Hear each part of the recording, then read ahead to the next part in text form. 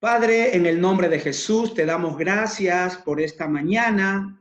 Estamos expuestos a tu palabra. La recibimos con mansedumbre en el nombre de Jesús. Amén. Muy bien, el tema del día de hoy es esperando su regreso. Esperando su regreso. Y vamos a ver por qué esperar su regreso.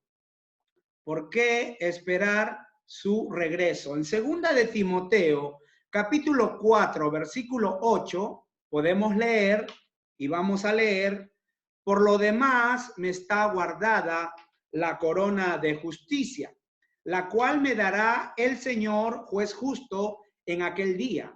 Y no solo a mí, sino también a todos los que aman su venida. En esta escritura que acabamos de leer de 2 Timoteo, capítulo 4, del 6 al 8, podemos ver las palabras más triunfantes jamás escritas por un ser humano. Podemos ver aquí algunas de las últimas palabras del apóstol Pablo. Él se encontraba en la cárcel en ese tiempo y probablemente ya había sido sometido a juicio por el emperador romano Nerón y había sido sentenciado a muerte, o quizá todavía no, pero ya había sido sometido a juicio, pero él estaba anticipando que sería sentenciado a muerte. Ahora, todos sabemos que Nerón fue uno de los gobernantes más malvados en la raza humana, un hombre completamente malvado, impío e injusto. Así era Nerón, el emperador. Pero vamos a entender mejor las palabras del apóstol Pablo a la luz de esa situación en la que él está viviendo y escribiendo. Segunda de Timoteo, capítulo 4, versículo 6. Según de Timoteo, estamos ahí, segunda de Timoteo, capítulo 4, versículo 6, y leo, dice Pablo: porque yo ya estoy para ser sacrificado, y el tiempo de mi partida está cercano. En este versículo 6 encontramos la palabra sacrificado, que significa ofrecido, y la palabra partida. Dos palabras vemos ahí que están en mayúscula, las he puesto en mayúscula: sacrificado y partido. Entonces, en el texto en griego, la palabra partida significa liberado. La palabra partida nos transmite el sentido de lo que podamos pensar acerca de esa palabra.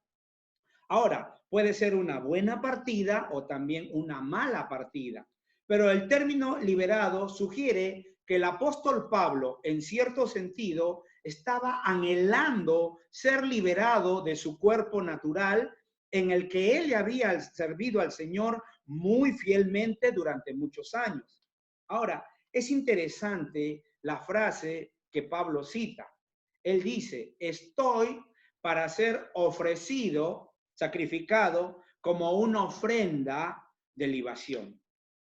Para entender esto del sacrificio y de las ofrendas, tenemos que ir al Antiguo Testamento, tenemos que ir al Antiguo Pacto, porque en las ofrendas del sacerdocio levítico, que se describe en el libro de Levíticos, en el Antiguo Testamento, encontraremos que las ofrendas primarias eran animales o aves, que eran asesinados, sacrificados, y también habían cosas como granos o harina de horneada, ¿no? Pero casi con todas las ofrendas, Dios ordenó también que tenía que haber una libación, una cierta cantidad de vino que tenía que ser derramado junto con la ofrenda. Y eso es a lo que el apóstol Pablo se estaba refiriendo. Pablo estaba hablando de él mismo, de su vida, incluso que su sangre sea derramada para sellar la ofrenda que él estaba trayendo a Dios de los frutos de su ministerio. Ahora, hay muy pocas ofrendas que signifiquen algo o que sean aceptables a Dios, a menos que sean acompañadas por la libación de una vida derramada. Si analizamos, hacemos una revisión de los ministerios que realmente han cambiado al mundo y que realmente han bendecido a millones de personas, encontraremos que en cada uno de esos ministerios alguien tuvo que entregar su vida. Alguien tuvo que sacrificarse, no necesariamente como un sacrificio de mártir, sino como una entrega desinteresada de sí mismo, hasta el punto que es como una ofrenda de libación derramada. Ahora, cuando él llega al versículo 7, él hace una declaración triunfal. En 2 de Timoteo, capítulo 4, versículo 7, y leemos, el apóstol Pablo dice, he peleado la buena batalla, he acabado la carrera, he guardado la fe. Vamos a leerlo nuevamente. Mira, una declaración de triunfo. He peleado la buena batalla, he acabado la carrera, he guardado la fe. Cuando Pablo cita esto, tenemos que darnos cuenta que el apóstol Pablo ya está entrado en años. También estaba enfermo y hacía mucho frío en la prisión. Él está en la prisión y él no tenía el abrigo indicado, por lo que Pablo le envía un mensaje urgente a Timoteo para que le trajera una capa, un abrigo, para que cuando él viniera le lleve el abrigo. Y ahora, en toda esta epístola, Pablo no muestra ninguna señal de tristeza, derrota o remordimiento, ninguna queja. No hay, en esta epístola no hay ninguna señal de que Pablo se esté quejando, se exprese triste, derrotado o con remordimiento. No, para nada, para nada. Volvamos a leer 2 Timoteo capítulo 4 del 6 al 8. 2 Timoteo capítulo 4 del 6 al 8. Y el apóstol Pablo dice, porque yo ya estoy para ser sacrificado y el tiempo de mi partida está cercano. He peleado la buena batalla, he acabado la carrera, he guardado la fe. Por lo demás, me está guardada la corona de justicia, la cual me dará el Señor, juez justo, en aquel día, y no solo a mí, sino también a todos los que aman su venida. En esta carta o en esta epístola está en un tiempo perfecto, lo que significa que algo está terminado y está completo. Y si nosotros deseamos terminar nuestra carrera y queremos mantenernos en fe, nosotros tenemos que pelear la buena batalla. Ahora, un aspecto importante de la vida cristiana es que diariamente vivimos en un diario conflicto. Vivimos en una dualidad, vida o muerte, sanidad o enfermedad, verano, invierno. Entonces hay una dualidad y cada día vivimos en un diario conflicto. Ahora, como dije anteriormente, usted puede ir al cielo sin teología, pero no tiene la seguridad de que llegue al cielo sin valentía. Repito, usted puede ir al cielo sin teología, pero no hay seguridad de que llegue al cielo sin valentía. Y esto es más que una prueba de carácter o de intelecto. Entonces, vamos a 2 Timoteo 4:8. Vamos a leer 2 Timoteo 4:8, donde el apóstol Pablo dice, por lo demás, me está guardada la corona de justicia, la cual me dará el Señor juez justo en aquel día. Y no solo a mí, sino también a todos los que aman su venida. Entonces, aquí el apóstol Pablo habla de una corona, aquí en el versículo 8. Y no se refiere a una corona real, a una diadema real, porque existen dos palabras como corona en el Nuevo Testamento. Vamos a ver esas dos palabritas, dos palabras para corona. Una es la diadema, que es una corona como las que todos conocen, que es señal de los reyes de la realeza, y la otra es el laurel. El laurel es otra clase de corona, la cual hace referencia a los Juegos Olímpicos de esos días.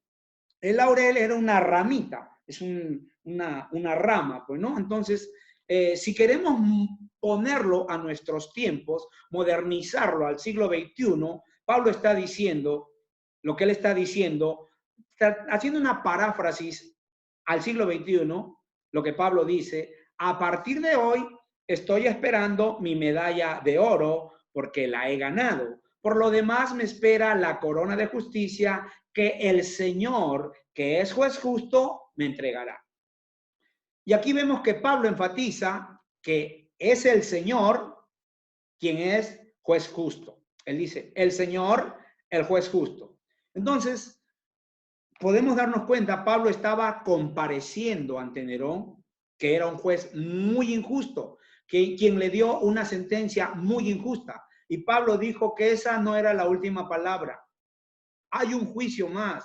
Y ese juicio lo hará un juez completamente justo y su sentencia es totalmente recta y justo.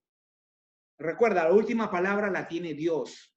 Los doctores pelean contra las enfermedades, sí, pero la última palabra la tiene Dios, no el hombre. Así que puedes declarar firmemente, no moriré, sino que viviré y contaré las maravillas del Señor. Vamos avanzando. Entonces Pablo nos dice, el juez justo me otorgará en aquel día, y él añade aquí una frase, no solamente a mí, sino a todos los que aman su venida. Entonces, Pablo habla de la corona de justicia que es para él, pero no solamente para él, sino para todos los que aman la venida, el regreso del Señor. Y aquí podemos darnos cuenta que esta frase, los que aman su venida, es muy importante. Amar, aman su venida. La palabra usada aquí para amor es agapao. Y esta es una palabra muy fuerte que indica amor intenso. Recuerden acerca de ágape, ágape. Recuerden acerca de ágape, el amor ágape. Entonces la palabra agapao, aquí, la palabra agapao es una palabra muy fuerte que indica amor intenso, amor intenso.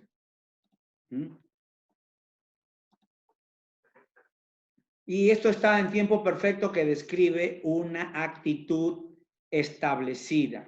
La pregunta es, ¿está usted enamorado de la venida del Señor? ¿Está usted enamorado de la venida del Señor? ¿Está usted enamorado de que el Señor venga en su gloria? Vamos a ver en el versículo 8, Dios ve a un grupo especial de creyentes. Vamos a ver a este grupo especial de creyentes. Vamos a ver ese grupo especial de creyentes. Vamos a ver, estamos en el versículo 8, en la parte dice, y no solo a mí, vamos a leerlo nuevamente. Por lo demás me está guardada la corona de justicia, la cual me dará el Señor juez justo en aquel día, y no solo a mí, sino también a todos los que aman su venida. Y aquí hay un grupo selecto de creyentes. Estos creyentes se distinguen por el hecho que están enamorados de la venida de Jesús. Y para esos creyentes especiales, Dios tiene un honor especial. ¿Cuál es ese honor especial? La corona de justicia. La corona de justicia que será entregada a aquellos creyentes que en su vida han amado apasionadamente la venida del Señor Jesús. Es para aquellos que anhelan el regreso del Señor Jesús. Y para esto hay preguntas que hacernos. ¿Cuáles son esas preguntas? ¿Calificamos para esa corona de justicia, que es un honor especial? ¿Eres uno de los que tienen amor por su venida? ¿Verdaderamente estamos enamorados de la venida del Señor? Pero a veces mamá me lo pone. Los requisitos para esa corona de laurel, la hablando de respuesta es esto. personal. Y obviamente es tiempo de corrección. Acuérdate de la parábola de las vírgenes que venía su Señor. Todo esto lo estoy compartiendo porque después de que termine estas 2 o 3 sesiones acerca de esperando su regreso, vamos a tocar el tema cómo prepararnos para su regreso. Entonces, la respuesta para estas preguntas es personal. Es tiempo de alinearse, es tiempo de corregirse. La palabra de Dios dice que Dios endereza lo torcido. Entonces, el Nuevo Testamento nos dice mucho sobre nuestra actitud hacia el regreso del Señor Jesucristo en su gloria. Vamos a ver en Tito, capítulo 2, versículos del 11 al 13, dice, porque la gracia de Dios se ha manifestado para salvación a todos los hombres, enseñándonos que renunciando a la impiedad y a los deseos mundanos, vivamos en este siglo sobria, justa y piadosamente, aguardando la esperanza bienaventurada y la manifestación gloriosa de nuestro gran Dios y Salvador Jesucristo. El versículo 11 nos dice, porque la gracia de Dios se ha manifestado para salvación. Y muchos piensan que la gracia es algo que se recibe y nada más, y no es así. Sí, significa el regalo inmerecido. Pero mira, la gracia es gratuita y tú la recibes libremente, porque no la puedes ganar por obras, pero una vez que la has recibido la gracia, tienes una obligación. Te es impuesta una obligación, porque esto no es barato. Hay una gran diferencia entre algo que es gratis y algo que es barato. La gracia nos enseña que debemos renunciar a la impiedad y a los deseos mundanos y vivir de acuerdo a ese estándar. Versículo 12, enseñándonos que renunciando a la impiedad y a los deseos mundanos, vivamos en este siglo sobria, justa y piadosamente. Entonces, tenemos que vivir de acuerdo a ese estándar. Así que la gracia nos enseña que no debemos vivir como las demás personas de este mundo. Debemos llevar una vida totalmente diferente, pero la mayoría no lo está haciendo. No lo está haciendo. Vamos a tomar un ejemplo. Una empresa secular que vendía productos, hizo una investigación sin aplicar nada espiritual, con el único propósito de venderle a los cristianos. O sea, hicieron una investigación, un estudio de mercado para venderle a los cristianos nacidos de nuevo, y es que hay millones de cristianos nacidos de nuevo. Y el resultado fue impresionante. No había ninguna diferencia entre creyentes y los inconversos, porque ambos, creyentes e inconversos, estaban motivados por la misma manera, respondían a los mismos impulsos y sus estándares de vida eran iguales. Los estándares de vida de los cristianos igual que el de los inconversos. Eso no es gracia. La gracia hace diferentes a las personas. Ahora, ¿cuál tiene que ser nuestra motivación? ¿Cuál tiene que ser nuestra motivación? Tito, capítulo 2, versículo 13. Tenemos que tener una meta delante de nosotros. Acuérdate que hay una ley, hay un principio. Uno siempre se dirige hacia lo que mira, hacia lo que observa. Y nosotros tenemos que tener una meta. Y esta meta está, nuestra motivación, nuestra meta, nuestro propósito está en Tito 2:13 y lo leemos. Aguardando la esperanza bienaventurada y la manifestación gloriosa de nuestro gran Dios y Salvador Jesucristo. Esa tiene que ser nuestra motivación. Esa tiene que ser la meta en la que debemos vivir. Esta es la esperanza de la venida del Señor. Esto es lo que nos debe motivar a vivir de manera diferente.